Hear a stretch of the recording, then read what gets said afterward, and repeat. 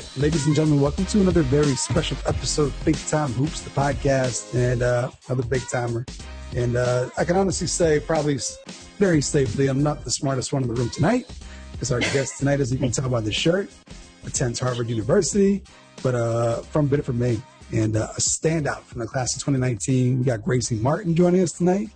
Gracie, how are you? I'm good. How are you? Good. So we were just kind of talking about it before we came on and started recording. You're at home. You're not even at school right now. Just that's what 2020 has been. So not exactly how you would have probably thought your college career or just your college education would go, right? Yeah, exactly. It's been pretty crazy, 2020, and just the past couple of years. So I'm definitely geared up and ready to go for fall of 2021. Yeah. And one thing that's I think is crazy too, and I couldn't imagine being a college student, is how you show up there to go to school in the fall and they're like, yeah, you can go home and you can just remote learn if you want. And but you're just missing the entire college experience. It's got to be weird. I know. It's basically them just taking your money for you to just be in your dorm room taking classes. Yeah. And right now, you're basically like a what do they call it? Online Harvard. You don't want that. You want to be at Harvard, I'm guessing, right? Yeah, for sure. For sure. And then how about from the basketball side? I mean, it's got to be crazy. I mean, you're pretty much going, almost 2 years without a full competitive season. That's got to be crazy as a competitor, just having that taken away as well. Yeah, for sure. And when I tore my ACL, I don't know if you knew that, after the senior all-star game. So it's been since then, since I've played in an official game with referees and everything. We've played summer pickup ball, all the college kids this past summer, but it's been quite a while since I've played an official game. Yeah, and we'll talk about the injuries and stuff like that, but I think you also had a procedure this fall too, right? You had something to kind of clean up the injury from last time? Yeah, I was supposed to have it, and then my surgeon was like, let's hold off on that, and so he gave me a cortisone shot. And it feels fine now, so I'm hoping that was just a quick fix type thing. So what do you got going on now? How you spending the winter? You just going to be home trying to get a Harvard education, just trying to stay focused, trying to work out, or what? Yeah, so right now I'm just training 3 times a week at SMHC in Saco with Ricky Sorois. And then I train with, you had them on the podcast the other night, Abby from Excel and Lauren Russo. And then besides that, I have an internship in finance right now.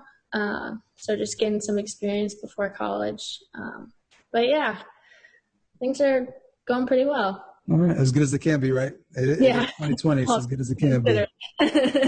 Yeah, so I want to go back and find out how we got here. I'm guessing it's been quite the journey from Southern Maine to playing D1 hoops and injuries and everything else in between, COVID, just so much stuff. So let's go back and kind of cover it. So obviously you went to Biddeford, graduated from Biddeford. Are you from Biddeford?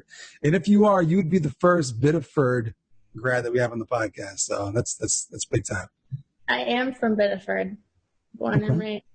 And what is the Biddeford hoops culture? I mean, we know about a lot of the other schools in the area. Southern Maine is just the hub of basketball, especially on the girls' side. What's Biddeford hoops all about? What was your first introduction to Biddeford hoops? Biddeford hoops is it grew on me a ton. The first year was hard because I wasn't used to losing. And we did my 4 years at Biddeford. I think I won 7 games. Never had a playoff game, and never really had any teammates that were focused on playing college basketball at the next level. Yeah. So I would describe Biddeford basketball as blue collar work ethic. We may have not been the most talented team, but we went out there and we just kind of gave it our all. Under the circumstances, I think we did pretty well. But yeah, we just lacked talent, and I think Biddeford basketball has for a while now. I was just talking to Lauren actually, and I was like, I think your class was the last class to have a pretty good year.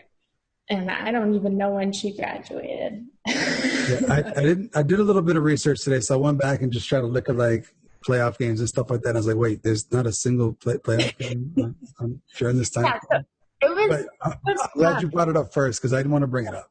No, yeah. But like I had a great 3 years with my coach, Katie Herbine. She coached at Bangor before then, so they were pretty successful. And then she came to Biddeford, and she kind of learned that we were just young, developing, but we just kind of developed a relationship, and I just loved having her as my coach, and she kept things positive. And so, yeah, it was, I mean, not the most successful basketball I've ever played, like as a team collectively, but I wouldn't have done it any other way. Like I was supposed to go to Biddeford for 1 year and then transferred out to like Macaulay when it was still open, or Chevrolet. And I'm glad I didn't. Okay. Yeah. I want to talk more about Biddeford hoops. Before we do, I want to talk about Biddeford in general. Okay. Now, I'm not from Southern Maine, but anytime Biddeford comes up, people kind of be like, they don't really say with the nicest tone or whatever. Talk to me about Biddeford. I can't say shit. I'm from Fort Kent. I get crap all the time for being where I'm from. I'm proud of where I'm from. But my mom's from the county. She's from Fort Fairfield. There we go. County's where it's at. So, but talk to me about Biddeford, because I feel like Biddeford gets a bad rap, and I don't know why. I don't know really.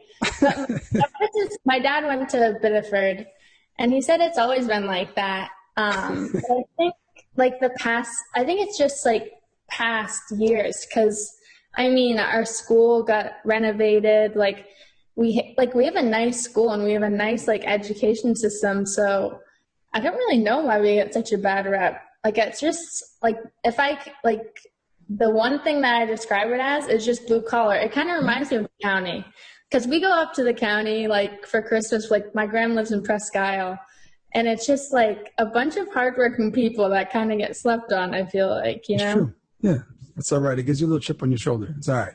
But Biddeford, what do they do well? Is it football or hockey? Hockey. Hockey programs where it's at, right?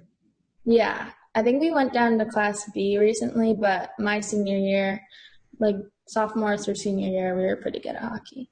Okay. So field hockey is what we're really good at. Yeah. So when did you actually get into basketball? Because, you mentioned that it had been a while, like your teams weren't the best. Nothing wrong with that. It happens. But and then even before that, maybe a little bit of a talent drought. So like, what was your introduction to basketball? Like, when did you fall in love with it? Was it local stuff? Was it seeing like the girls around, the programs around? Like, what was it about basketball? When and where did you fall in love with the game? Well, I had always played basketball, but my family was primarily a softball family, like up until my sophomore year. So we did the whole travel softball thing. Like I loved it.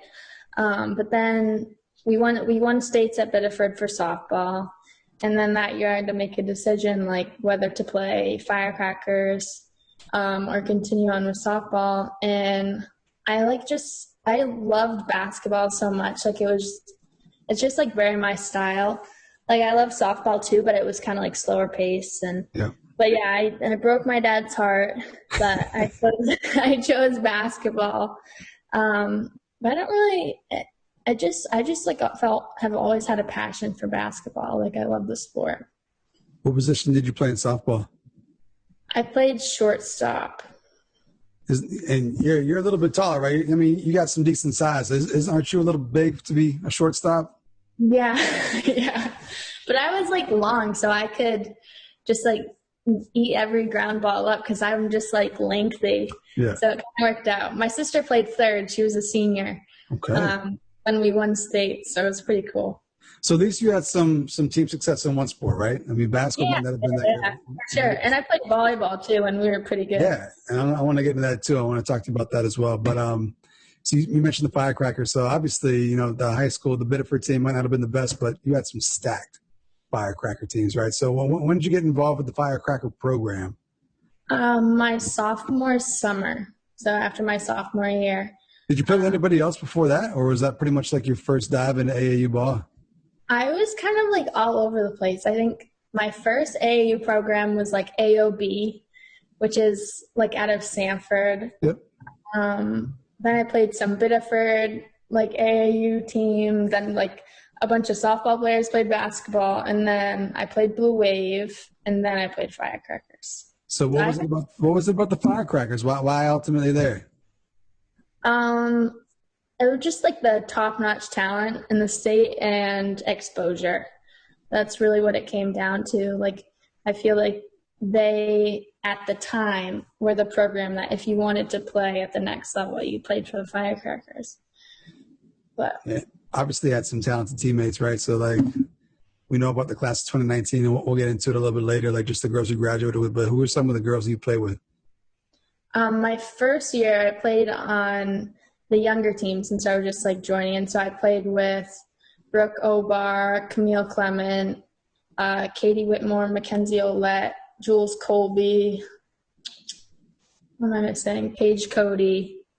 Yeah, that was the first year. And then I played with Anna, Faith, Kenzie Olette, and then Brooke, Camille, and Maggie Whitmore were on that team, and Katie Whitmore. It's crazy. I mean, it's pretty much everyone who's like been like all-state first team for like the last like 2 years, just all located in one place. You mentioned exposure, so it was playing like at the, maybe not the D1 level, but I'm guessing college ball. That was something you always had in the back of your mind. Yeah, for sure. I mean, it was always my goal to play D1 at a high academic school. So you knew where you wanted to go. Like even, I mean, I act like you're old now. That's a long time ago. That's like 3 or 4 years ago. But yeah, it's funny you say that. In my 8th grade yearbook, I had, when you do like the bios and like your goals, and I was like, I want to play Division I basketball in an Ivy League school. And I was just looking back at it the other day, and I was like, wow, that like kind of worked out. You've accomplished everything in life that you set out to achieve. Like you're good. Like you don't have anything else to. You've already achieved your 8th grade yearbook goal. Like I don't know where you go from there. Yeah. So you mentioned the exposure. What was it like playing with talented girls? And once again, I'm not shitting on your teammates at Biddeford, but you mentioned how they didn't have the same interest or the dedication that maybe you had.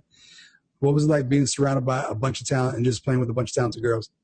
Yeah, it was crazy. I mean, it was just like eye-opening because I had played Blue Wave and I had played with a bunch of talented players, but what Firecrackers brought to the table, like we just had the name in different states. Like we would go down to Raleigh and we would play in DC, we'd play in Chicago, we'd play in Louisville. And I think it was my first tournament, and there was like 12 coaches on like the baseline, and I was like, oh my gosh, I've never played in front of a college coach. Like this is crazy. And then my second year at Firecrackers, when I was playing with like Kenzie, Faith, Anna, and Kenzie Olette, like we had some games we had like 30, 40 like coaches like on our court, like just like dying to see us play. Yeah. So it was pretty eye-opening and just like a really cool experience. Any coaches that you recognized? Well, definitely my Harvard coach, but Kenzie's coach at Indiana. I know Camille's aunt, the Duke coach, was always at our games, but she was just there to like support us. Not like, I don't know. I didn't really look at the coaches like when we played because we were just focused on the game. Okay. So you mentioned exposure. Did playing at that level, playing with those girls, going to these tournaments, exposing yourself to better competition, like did maybe show you something about yourself that you didn't know? Like did it give you more confidence? Were you like, oh wow, like I can do this, I can play at the next level? Is that something that you gained from that experience? Yeah, for sure. It just like kind of taught me, like Firecrackers, what I got the most from it was what college ball is like. Like I mentioned, I went to Harvard for probably a month and a half before I had to leave because of health issues, but like a Firecrackers practice was just like my practices at Harvard. So it was like that, like it made it such an easy transition into college because I was ready. How about just like development wise? Because obviously, at Biddeford, it's your team. You're gonna get the ball. You get to do what you want. But when you're surrounded by a lot of other talented players, you gotta find different ways to be effective. Maybe find a niche. What did you learn about yourself, or how did playing with those girls make you better skill wise? Like what did you develop from that time? I definitely developed like how to work within a system because at Biddeford it was just kind of like get the ball to me and because that was basically our only option. But yeah, definitely working within a system. I think rebounding was a big thing for me. When you go against that level of competition, like that, like teaches you how to rebound.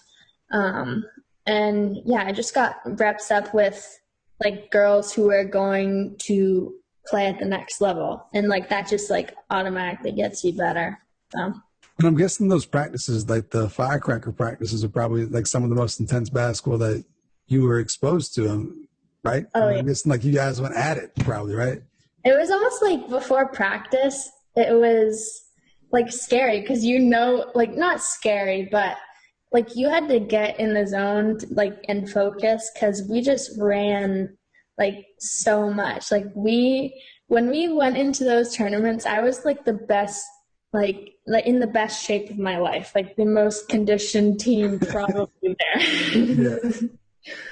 How about this? Like, obviously, you like your teammates, you get along with your teammates, but when you guys practice as much as you do, when you spend as much time as you do, and you guys probably play against each other as much as you do in practice, guessing you guys get on each other's nerves a little bit. Like, who was it on the Firecracker team that you just, from a competitive standpoint, like just got under your skin, whether just because they were vocal or because they were so good? There had to be like that one player who maybe talked a little bit that just kind of got to you a little bit. I think I wouldn't say like got to me, but definitely like competitive wise, Faith, Anna, and we just like kind of went at it in practice because we're just like, I think Faith and or not, I didn't mean Faith, Kenzie and Anna, but Faith is also competitive. But Kenzie and Anna are probably, besides Emily Esposito, the two most like competitive people I know.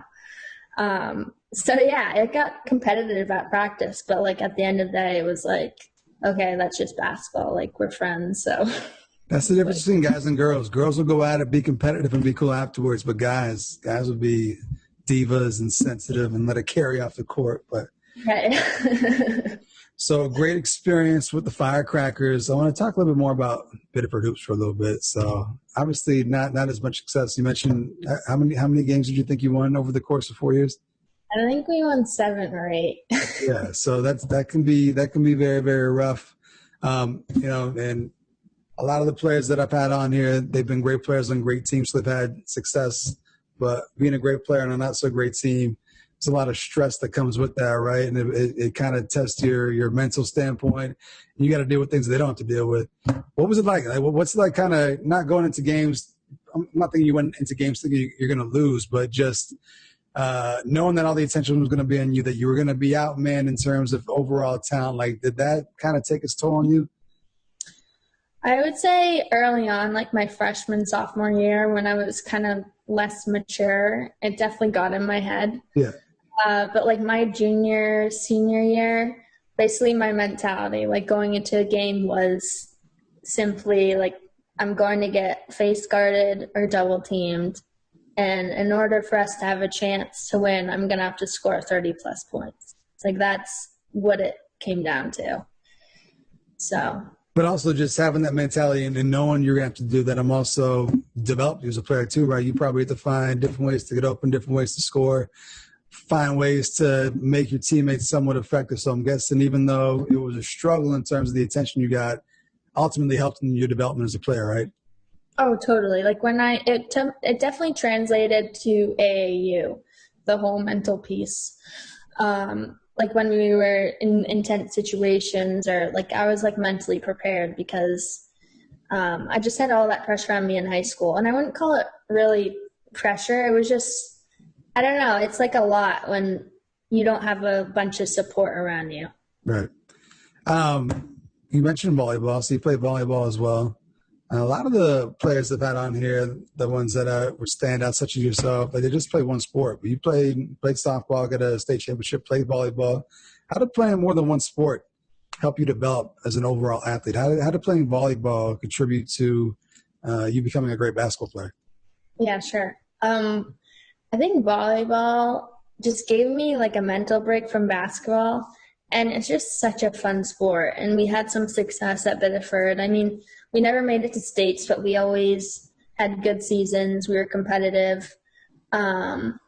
So I think it was a nice mental break from basketball, and it also helped because I had some people surrounding me that were like good athletes and really focused on volleyball and into the sport. So yeah, I really enjoyed volleyball.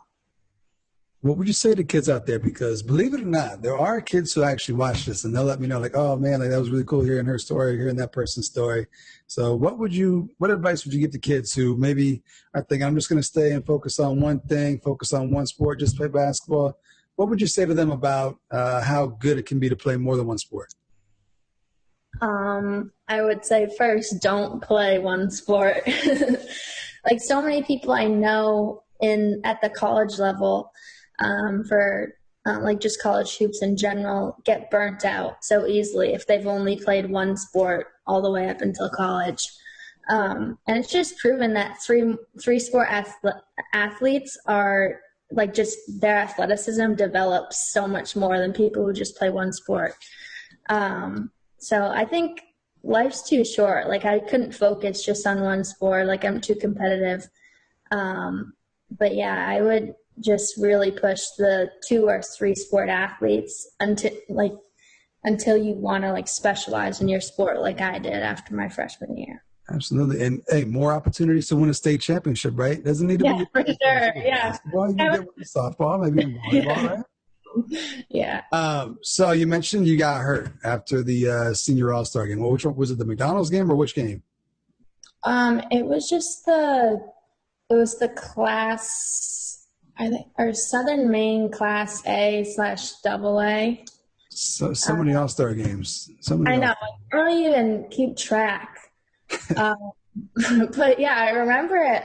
I remember it so well.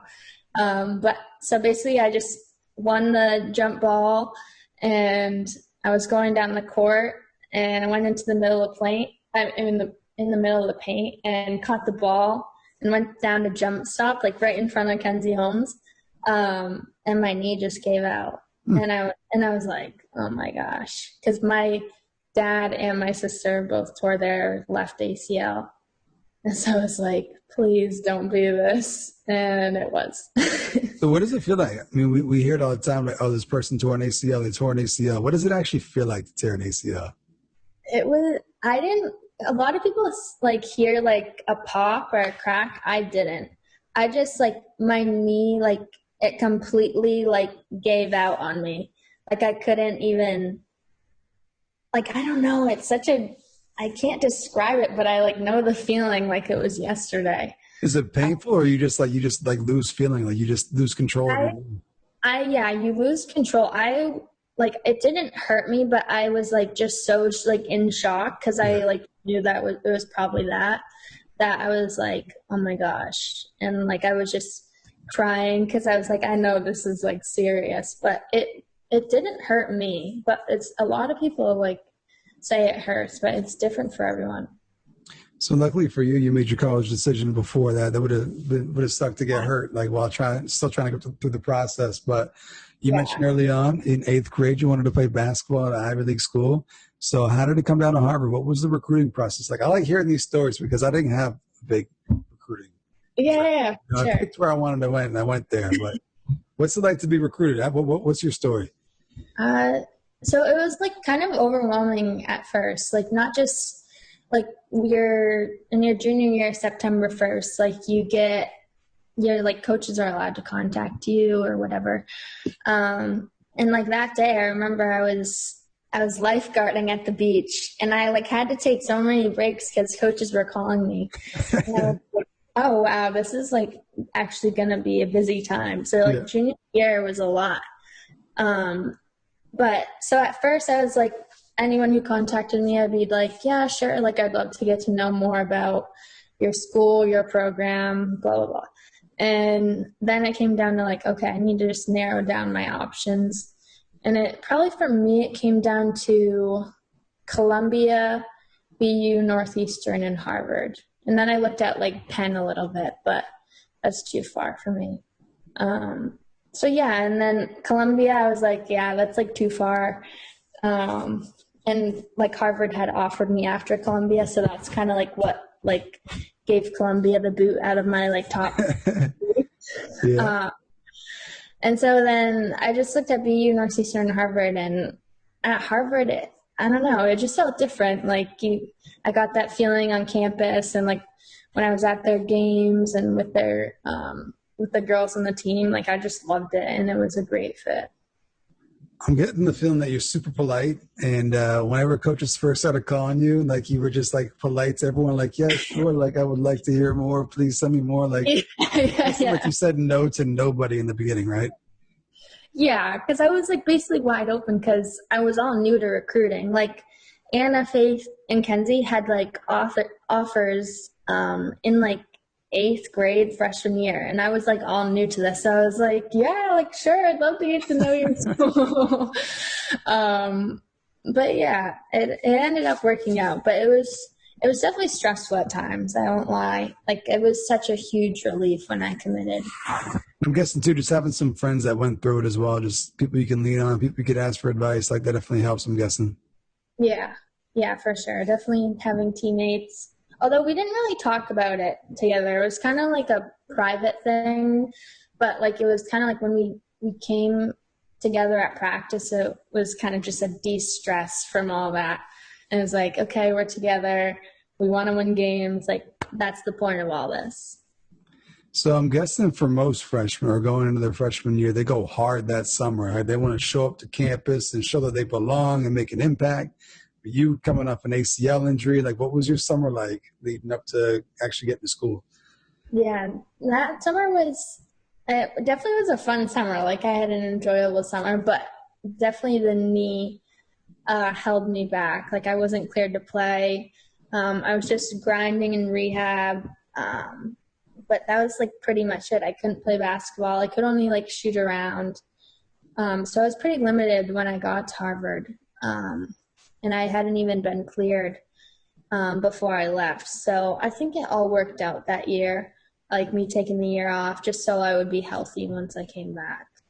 What was it like just dealing with an injury? I mean, it's got to be. I mean, you mentioned you attacked the heart in terms of rehab, but there's got to be moments of doubt or just moments of frustration. It's your first time really dealing with adversity. Although I'm guessing winning 7 games in high school would qualify as adversity, but definitely first time being injured, like a serious injury. What was it like dealing with that adversity? What did it teach you about yourself? Yeah, for sure. It was definitely it was dark sometimes. Like you kind of like feel like the first month people are like, "Oh, how are you doing?" Like all this stuff. And then like after like month 2 and 3, you're kind of like on your own, like in the whole rehab process. Like I obviously had my family and especially my dad and my sister like going through it would always check in, but yeah, it's kind of like you're on your own little journey. And you just like I like just tried my best to get back. I couldn't get cleared yet. And it was definitely a lot mentally, but it has just prepared. I think that will just prepare me so much for college. But yeah, definitely. If anyone's listening and is going through an injury, like I went to go see a sports psychologist to help me through it. Like get as much help as you need. Absolutely, no shame in that at all, right there. So I don't know about you, but me personally, I know that if I was going to an Ivy League school, basketball might be like the thing I'm least scared of or worried about. The academics, that's probably what I'd be worried about. But I'm guessing you like school. You mentioned you wanted to go to an Ivy League school as early as eighth grade. You knew this, so I'm guessing school is important to you, right? You like your education. Yeah, I do. I mean, like I don't love school, but it's not the worst thing. Like I'm an economics major, so that's pretty daunting, the workload. Like when I was there just that month, it's definitely a lot balancing, but it's manageable. So Yeah, and I'm guessing going there, expectations academically are a little bit more high than other places. And just, I mean, playing college basketball D1 alone is a commitment, and the time and effort you put into practices, traveling, all this stuff, study halls, but then to manage an Ivy League education as well. How have you managed all this? Are you doing a good time with your time management skills? Like, how is it going for you? yeah, it's definitely taught me time management and how important like your 24 hours of the day are. Like just like going on your phone for an hour actually takes so much time out of your day. That's a good point. I never thought about that. That's actually a really good point right there. Like your screen time, like that's made me realize so much. Just trying to balance basketball and that kind of education. But it's a grind for sure. Like definitely harder than high school. But like you have your teammates that are going through it. You have upperclassmen who have taken like some of the classes you're in. So yeah, I have a good support system. All right. Yeah, I would hope so. That's kind of, like I said, the education part would be the daunting part for me. I'm like, oh my God, this is just too much. And then on top of that, COVID hits, right? So you would come home, right? You mentioned you came home during the year. You finished up your freshman year at home, right? Yes, I did. What was it like for COVID? I mean, we're still in it. It's crazy. Like 8 months later, here we are. We're still in it. But it seems like early on, like when things first started going like lockdown and stuff like that, like that was quite the time for everyone. What was it like for you in the beginning? Because you come home from school, can't play basketball. All of a sudden, you're locked up at home. Like, what was that like for you? Yeah, it was tough. It was definitely an adjustment.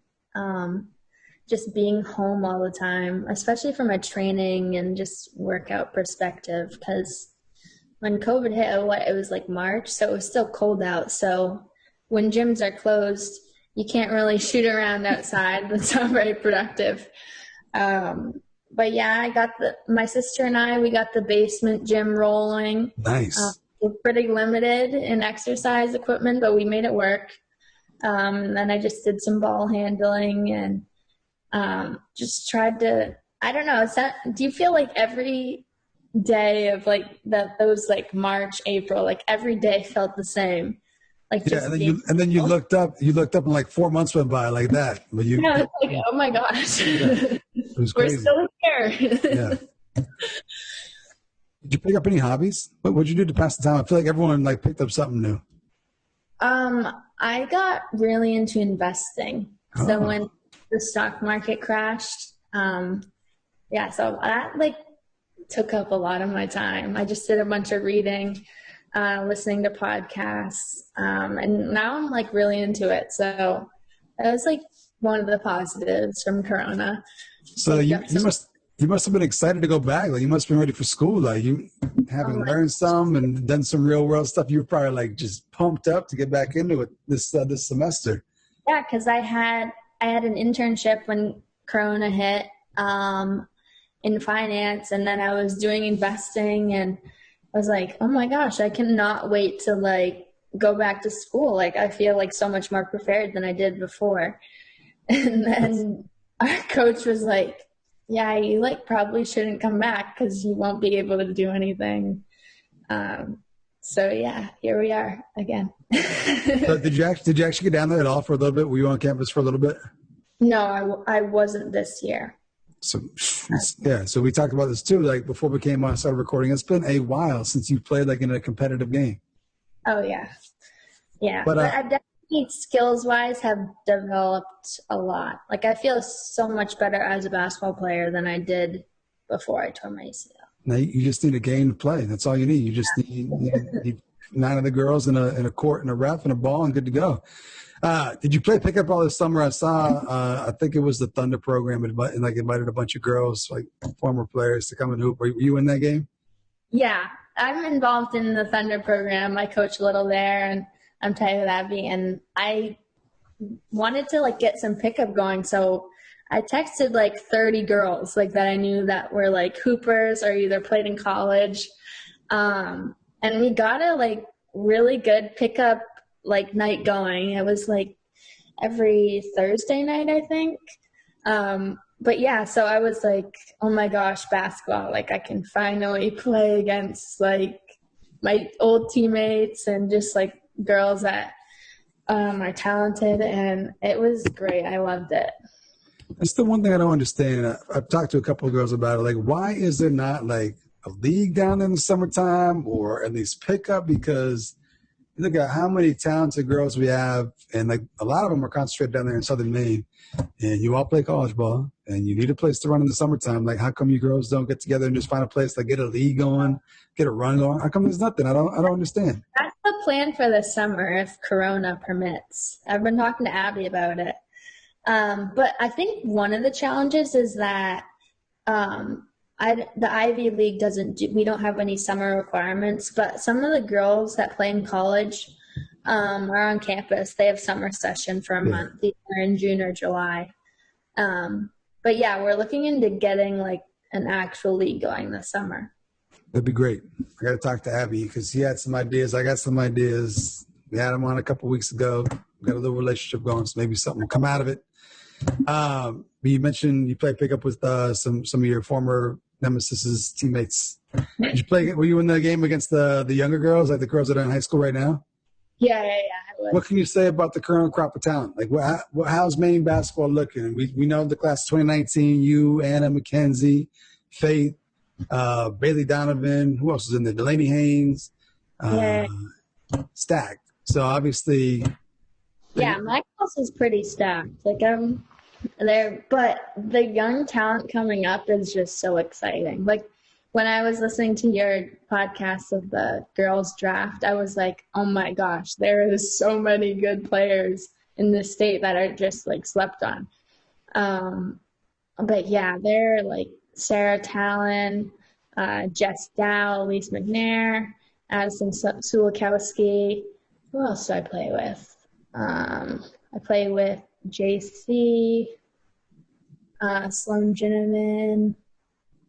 They're all, who else? I'm definitely forgetting other girls. But I'm really excited about that. Like, there's a ton of talent. So you think the state's in good hands, right? It's going the right way. Yeah. For sure. All right. So, no one knows this. You're the first one in on this because I recorded an episode last night, but your episode's going to come out first. So the episode I recorded last night comes out next Friday. Mm-hmm. And these fantasy drafts are so popular that I'm doing the decade in review right now, right? 2010 to 2020, going back, recapping some stuff.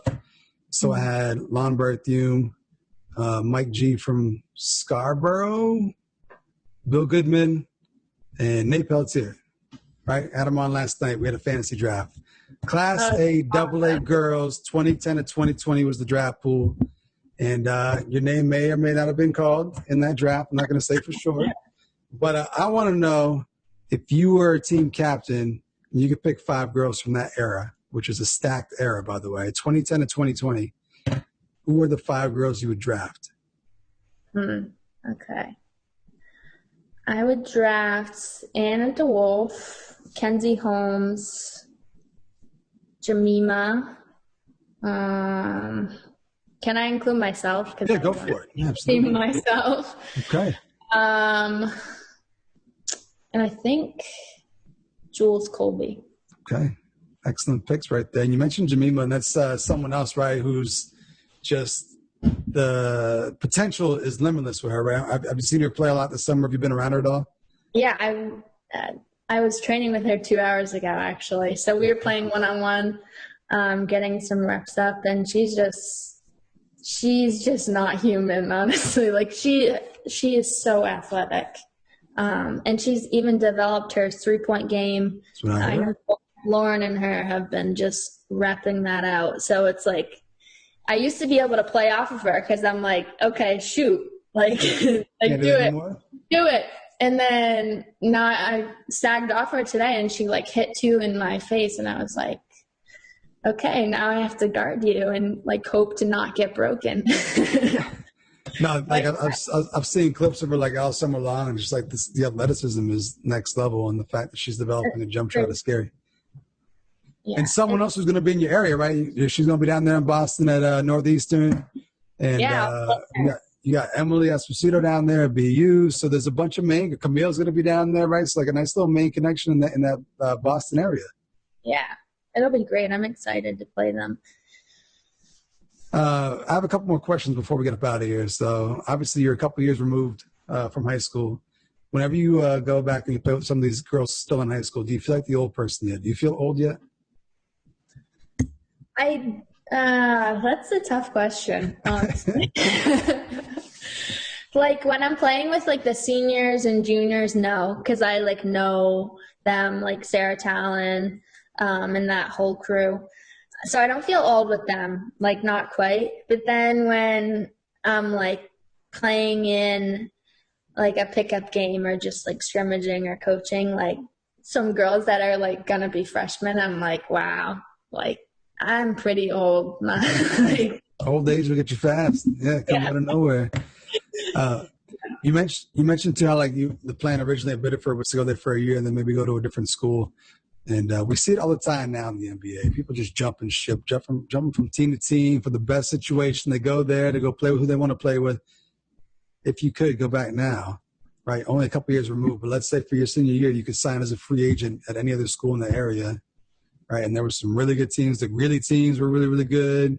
Oxford Hills, there's a bunch of great teams. It's only 2 years ago, but who would you have signed with if you can go back and sign with somebody for your senior year? I think I would sign with Oxford Hills. Okay, what is it about Oxford Hills? This is big. I wish this was real. I wish this was really happening. I know. Why Oxford Hills? I feel like really like I love Anna and like all of them, but they just had too many athletes. I feel like that would be unfair. And then Kenzie was over at Gorham, so I feel like I would want to play with Jules. Jules is one of my favorite people to play with. And then the Oxford Hills coach, I don't know if you posted that, his like success and like yes, that was me. That was me. So yeah, I've never personally met him, but just I saw that and I was like, wow, he's like been very successful. So I think that I would want to play for Oxford Hills. I'm sure he would have loved to have heard that. He probably, had he known ahead of time, they probably would have tried to work something to make that happen. Yeah. Definitely let him know if you can. Yeah, absolutely. And everyone you just mentioned, all the names you just mentioned were also drafted on that fantasy draft last night, which comes out next week. So it's a good one. I'm telling everyone right now, make sure you tune in for the fantasy draft. Last thing. So you mentioned how your 8th grade yearbook dreams came true already, like 4 years later. So if you had to put something in the Harvard freshman yearbook, right? But what's the next goal? What's the next thing you want to accomplish in life? It's a lot of pressure because the 8th grade one came true. So I know. Yeah. I think I want to definitely work up the ranks to become a CEO of some company, if not my own. So We'll see if that comes true. I'll manifest that now. Write it down. Write it down somewhere. Yeah. Before we get up out of here, I always give my guests a chance to say the last words. So anything you want to say at all before we get up out of here, now's your chance. Yeah, I just want to say thank you for finally having me on here. This is fun, and I really admire what you're doing to get Maine basketball exposure. Absolutely. And I might have to reach back out to you because I want to get a class of 2019 podcast. I just want to get all the girls in 2019. I know everyone's busy. Everyone's playing D1 hoops right now and is playing well and doing great. But at some point, I want to do a 2019 class of 2019 podcast. If you'll have us, if you'll come back on. Oh yeah, totally. I really enjoy doing this, and I think that would be super fun. And then also, I haven't asked anybody in a while. I've kind of forgot about it. But at some point here, we talked about the lack of runs down there in Portland and just lack of runs in general for girls and tournaments and stuff like that. At some point, I want to get together a girls, women's tournament in the summertime to rival the Noonan tournament. I want to get like this just for the girls because there's so much talent. And if it happens, Big Time is going to have a team. And I want to know if you're playing on our team. I already got Mackenzie. I think Anna said yes. Emily said yes. So will you join Team Big Time and help us conquer it? I would love to join Team Big Time. Oh, my God. We are so stacked. So stacked right now.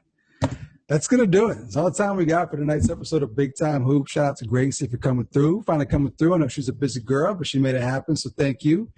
And make sure everyone's checking out all the previous episodes up there on YouTube and Apple Podcasts, Google Play, wherever you get your podcasts, you can check it out. And see you Friday with the fantasy drafts, where Gracie may or may not be drafted. I'm not going to say anything else beyond that. But you guys got to tune in to check that one out. It was a lot of fun. So see you on Friday with another episode of Big Time Hoops Podcast. See ya.